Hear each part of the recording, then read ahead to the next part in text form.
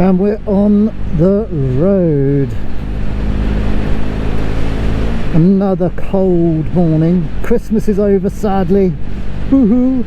Anyway, hope you guys all had a lovely Christmas. Nice chilled one. Nice break from work, hopefully. My dad stayed over for Christmas, which was really nice. It was a well chilled time. Watched loads of movies. Watched 1917 and Dunkirk and Gladiator and all that sort of stuff.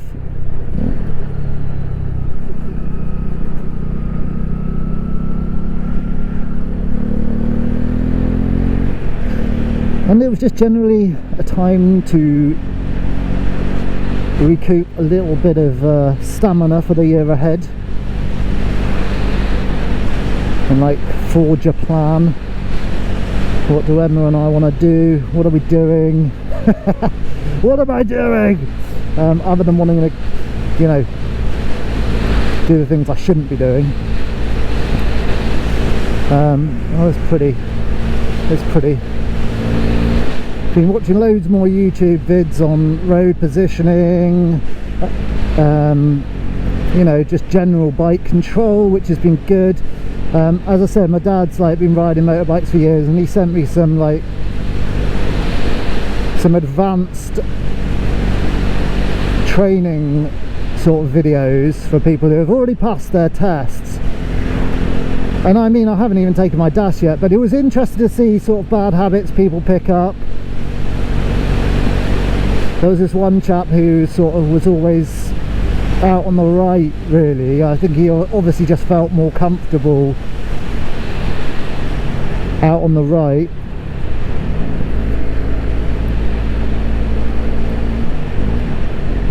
And the instructor said, look, you know, you need to be at least in position 4, preferably 3. He split the lanes into 5. So I've heard people splitting them into 3 before, but not into 5. But obviously that's like, you know, finer control, I guess.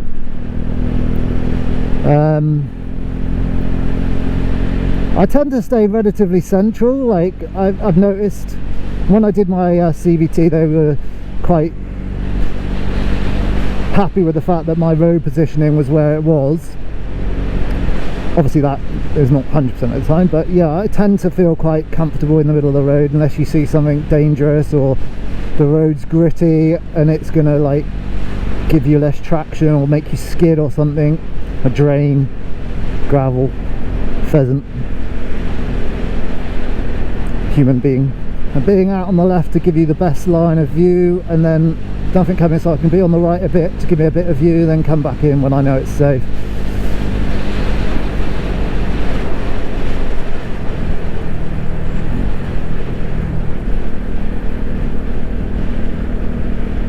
All these like hidden 30-mile-per-hour zone signs in the hedges. It's the problem with the countryside. The trees grow faster than the maintenance people come around, I think. So anyway, I've recorded a small thing that I can show you with my current motovlogging setup, and actually how I've kind of done a bit of a DIY job on making it more secure, and how I've avoided the wind coming up into the helmet a bit more with the strap mount, chin mount. And it feels better. I don't know, I haven't checked the footage yet, but you know, at the moment it feels better. As in, it feels warmer, and I've managed to get the position of the mount so I can close my visor, which was like a big thing, I guess, of the wind. Get a cold chin. And anyway, when we get the destination in Henley, I'm gonna just talk through clutch control, what I've learnt so far, some things that I'd forgotten from when I first had a motorbike, and things that I might have never really thought about before, cognitively anyway. All the pubs are still closed. Sadly, it'd be really nice to go to a pub.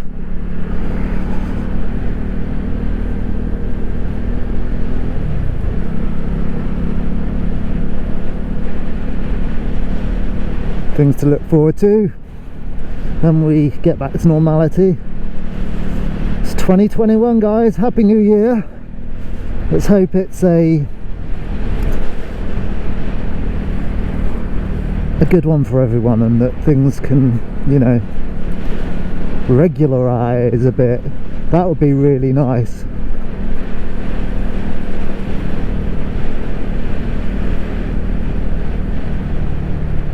So this is the centre of, we're coming into the centre of Henley. Feels a bit like Shrewsbury, Shropshire.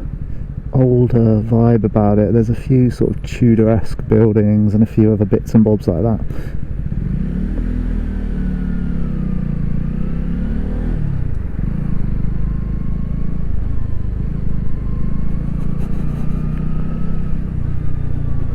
Entering the one-way system. Quite a lot here, really. That's nice up there.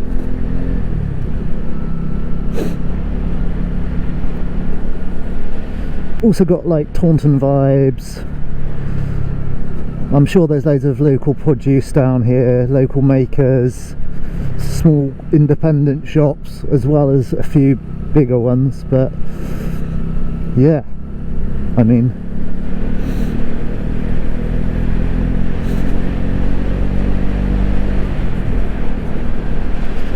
worth coming down here when everything's back open.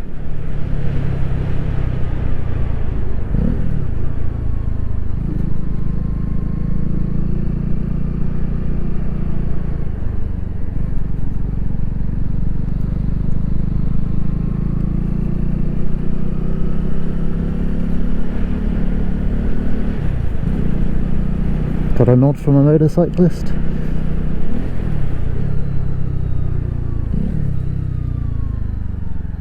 Which is probably my first. But he was an old boy and he did the nod to the side, which is different to what they do in France, I think. I'm not sure.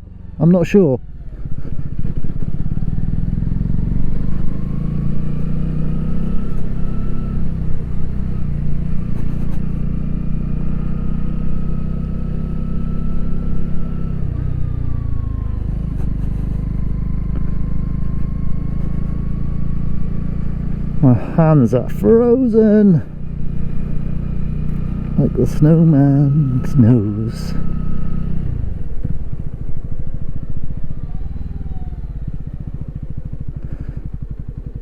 Don't know why I'm choosing this one, it just seemed like a good one.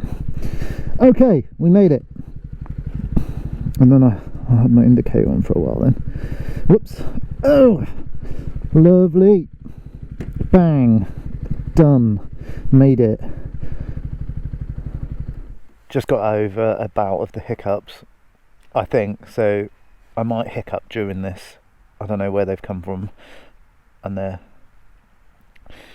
quite violent. For anyone that's not a motorcyclist, who's thinking about getting into it, or who's just curious, just wanted to walk through like what the controls and levers do on a bike, basically. So on the left hand side you have the clutch lever. That's the thing that kind of engages and disengages the transmission in the engine, the gears. So when it's in, the clutch is disengaged, and when it's out, the clutch is engaged. What is something that people don't often realise is the actual biting point that you use with a mixture of throttle is actually only a small distance. It's like about, depending on the setup of your clutch, it's like about a centimetre and a half, of 2 centimetres maybe here. So once you get past a certain point, it's disengaged. So you don't really need to pull it all the way back if you didn't want to, but you could disengage it a little bit there. Some people ride with just use 2 fingers, and the clutch actually touches the other part of your fingers. There's a guide almost, and that means it's easier to kind of quickly get to your engagement point of your clutch. So that's that. This doesn't do anything, obviously. On this side you've got your front brake lever, your throttle, ignition switch, a kill switch. I see some people use this to like turn their engines off when they've come to park or whatever. I've always been told by my old man, by my dad, that that's really just for emergencies. You shouldn't, it's not great for the engine to use that to turn it off. But I might be wrong, please comment if that is wrong, but I tend to just, you know, use the actual ignition key or whatever to, you know, turn the engine off when I've stopped. And then you have, on this side you have your back brake lever, and on this you have your gear lever, and this is a 6-gear bike, so it's like 1 down, 5 up, and neutrals in between 1 and 2, and you sort of give it a gentler sort of flick up or down to get into neutral. Well, you should really go into neutral from first when you're stopping and want to idle. And rear tail lights, front lights, indicators, wing mirrors, and that's really it. And then, you know, obviously chain, which is your drive chain, ABS on this one, on this CB125R. Yeah, it's that's pretty much the controls. You've got your brake fluid in this reservoir for your front brake here, and you've got brake fluid here for your back brake, and that's it. Yeah, I mean, all bikes are different, but there are very common parts and features of motorbikes, and your petrol tank. So guys, I'm going to practice my slow control. This is what I need to get better at, and my right turns. The parking bay lines are going to be my cones. I've noticed I'm going almost too slow, or trying to go too slow with it, but also I can't go too fast because it will just be impossible. But I'm going to try and get a balance now of both of those actions.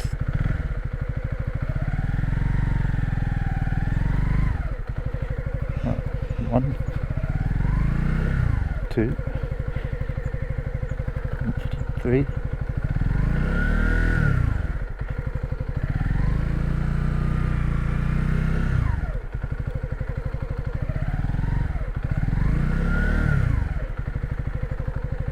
Okay.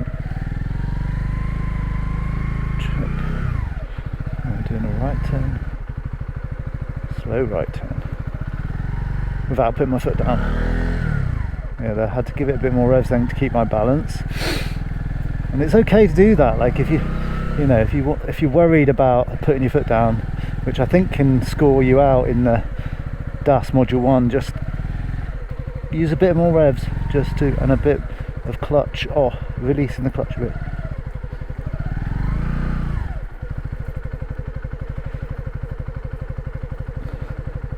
And it's good to find a kind of car park like this where it's nice and quiet for you, so that you don't feel like you're being observed and causing a nuisance to anyone.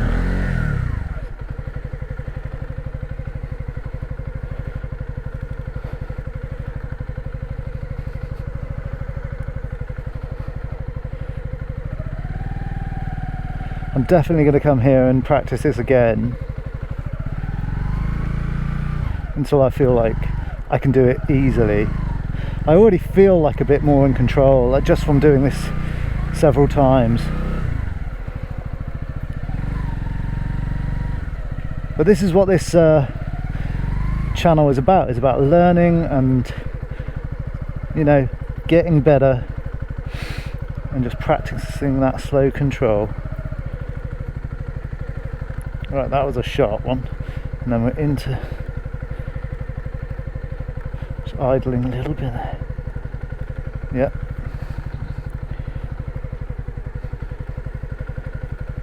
I mean, with a more powerful bike, I wonder if it'll pull more just with the clutch control. Well, it definitely should, right? On my right turns. That's it. Nice. Right, okay. I feel a bit more confident with that. I'd definitely recommend, if you feel cautious about one particular manoeuvre, to come down to a quiet car park where you got some space, you haven't got people like watching you, and you can just practice and just hone the skill that you feel like you're lacking in. For me, it's slow control, and yeah, I mean, I'm going to definitely do this. Practice makes perfect, and it's true. It's like the more you do something, the more confident you get, and it's all about confidence. Because the thing with the slow control is you've got to make quite clear, definite, small moves, whether that's releasing a little bit more clutch, bit more throttle, or a bit more clutch, or balancing it, or just getting yourself out of a tight spot. If you're feeling like you're going one way or leaning over too much, you need to give yourself a bit of momentum to straighten yourself up again, basically. It's definitely fun. I've been watching some YouTubes like Spidi 110 or 110, and he's got some great videos on slow control, clutch control, and that sort of stuff. So if you're looking for another resource, check his videos out as well. Really good. But yeah, for me, this is just the first real time I've come to practice it. Other than riding on the road and being in traffic. I mean, it's quite good fun, actually. I'm gonna have to leave you guys now. I'm gonna head back to home and try and stay warm on the bike. I've got my long johns on today, my neck warmer, my snood under my jacket. Yeah, I'm feel kitted out today, which is good. And like I said, I sorted out the chin mount so that I can now close my visor fully, so that's pretty damn good. So yeah, I mean, happy new year to everyone. Enjoy your holidays, and let's hope 2021 is gonna be a good year. Hi guys, so on the NEXX SX100 I've managed to kind of integrate the temporary chin mount quite well. Like, it goes under this strap which just pops in, so that it doesn't have to go over and like pull this back, which what it was doing originally. So there's like some gaps in between these two latches that pop in, and then also I've got a 3M stick-on cable grip, which is perfect for the Lavelier Mic mini jack, and that works pretty well so far. I mean, it's not the same as a permanent mount, but I didn't want a permanent mount, and I also didn't want to damage my helmet too much. And on the bottom, the straps are just, I've made two tiny incisions on the chin wind guard, and as you can see, the straps on the mount are going through. I have had to slice off a small bit of the chin mount. Just, can you see this? Oh, you can't probably see it, but where is it? There, it's like just underneath that top flap, there's like a sharper edged bit. It's not, it's just silicone rubber, so it's not going to shear the nylon or the straps. So that's worked out quite well, I think, but I just wanted to share what I've done. It's, again, you've just got to get creative with it, really. Yeah,